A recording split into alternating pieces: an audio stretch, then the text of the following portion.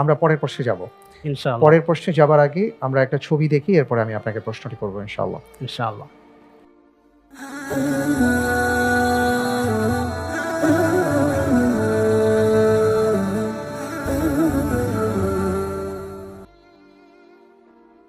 আলহামদুলিল্লাহ, আমরা একটি ফুটফুটে সুন্দর অসাধারণ প্রতিভার অধিকারী আমাদের একজন গৌরব, তার ছবি দেখলাম, যিনি বিশ্বমঞ্চে বাংলাদেশের মুখ উজ্জ্বল করেছেন।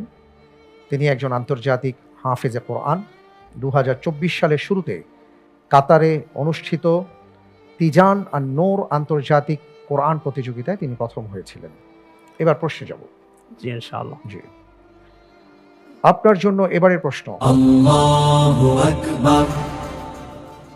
কাতারে অনুষ্ঠিত তিজান আর নূর আন্তর্জাতিক কোরআন প্রতিযোগিতায় যিনি প্রথম হয়েছিলেন তার নাম কি? এ হাফেজ বশির আহমদ, বি হাফেজ মুশফিকুর রহমান, সি হাফেজ মুআজ মাহমুদ, ডি হাফেজ হুজাইফা।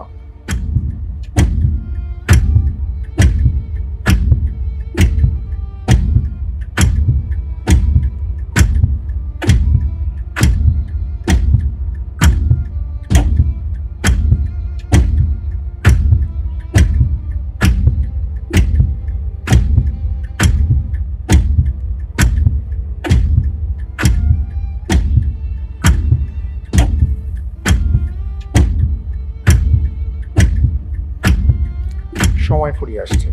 জি, আলহামদুলিল্লাহ, উত্তর হবে অপশন বি, হাফেজ মুশফিকুর রহমান।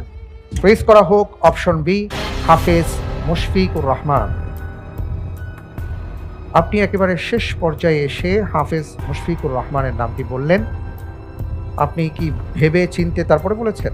জি জি, তার ভিডিওটা আমার দেখা হয়েছিল, এখন নামটা সেখানে উচ্চারণ হয়েছিল, কানে বাজতেছে, এখন বশির না হয় মুশফিক হবে, তো সেখান থেকে মুশফিকটা বেছে নিলাম।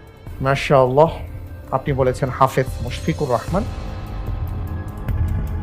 আপনি বশির বা মুশফিকে দুটি নাম শুনেছিলেন, তা আপনার ভিতরে কনফিউশন তাহলে কিছুটা কাজ করেছে।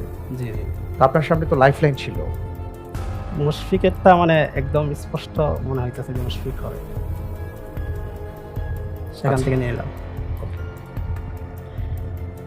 আপনি যে উত্তরটি দিয়েছেন আপনার উত্তরটি সঠিক উত্তর। আলহামদুলিল্লাহ। আলহামদুলিল্লাহ। জি, আলহামদুলিল্লাহ। হাফেজ মুশফিকুর রহমান 2024 সালের শুরুতে কাতারে অনুষ্ঠিত এই আন্তর্জাতিক কোরআন প্রতিযোগিতায় তিনি প্রথম স্থান অধিকার করেন এবং